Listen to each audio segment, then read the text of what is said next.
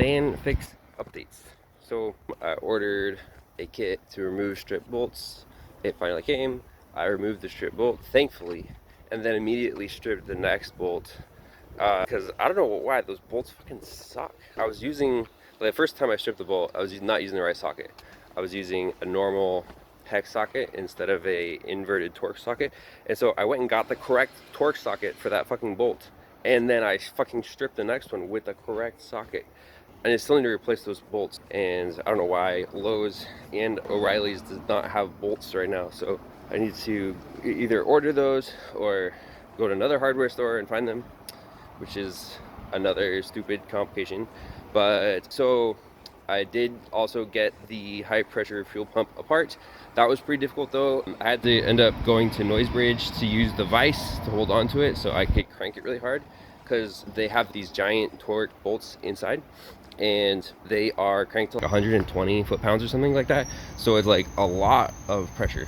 So I took it to Noisebridge, put in the vise, got all those bolts loose, brought it back home, took it apart, and found out that it is indeed very gunked up inside. There's a lot of varnish, fuel varnish, which comes from old fuel or having it sit for too long. Potentially also there can be water in the fuel and that can cause rust, but I think this is mostly varnish. It comes off easily when you touch it with your finger, but the problem is I can't get inside of it. I can't disassemble it anymore. It's as disassembled as I can get it. And apparently when you normally have these serviced and refurbished, you use an ultrasonic cleaning kit, which I don't have and Noisebridge doesn't have. It costs something like $500 to get it professionally cleaned.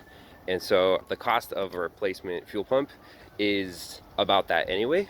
You could also get aftermarket used fuel pumps.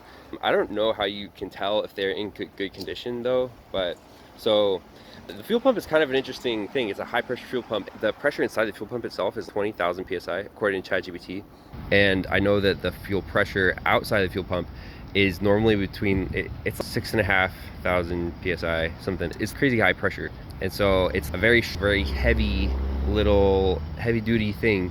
And doesn't have a lot of moving parts, but definitely has some heavy springs, and those heavy springs are gunked up, and that's why it's not working, because of the varnish. So I asked ChatGPT what I could do about it, and ChatGPT said there are a few different things you can use to dissolve the varnish, but they usually take some time. Usually you want to let it soak for minimum 12 to 24 hours, which already is cutting it super close with my last possible ride to Burning Man. So honestly, at this point, probably not going to Burning Man, but I'm gonna keep working on it today. It is currently soaking. I didn't have a container. I had a container large enough to fit the fuel pump, but not large enough to submerge it in the cleaning fluid. And I had one smaller, but it was too small for the fuel pump. So I made a makeshift one out of a couple of plastic bags from the grocery store. And so it is currently sitting in that, soaking. I really hope it doesn't eat through the plastic bags, but if it does, that's okay. It's still inside of a 5-gallon bucket, so it won't get everywhere. And that is in the cab, where the cab is always ventilated.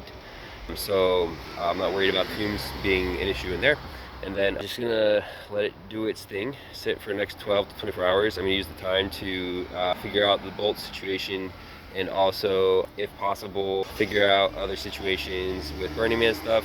Man, so it's hard because my last possible route to Burning Man seems pretty simple and easy. Is if the van was working, I would go.